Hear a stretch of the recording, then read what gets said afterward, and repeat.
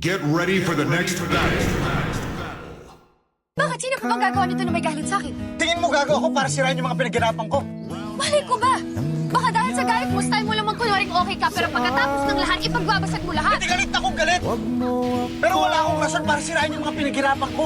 Dahil gusto ko na matapos tong lecheng proyektong to para hindi na kita makita. Huwag kang mag-alala, Ino. Pagkatapos ng lahat na to, hindi mo na ako makikita.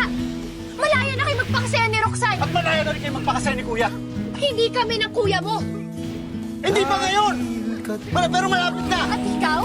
Nakamukod ka na kay Roxanne. Ano naman sa'yo yun? Wala ka nang pakialam doon! Talaga?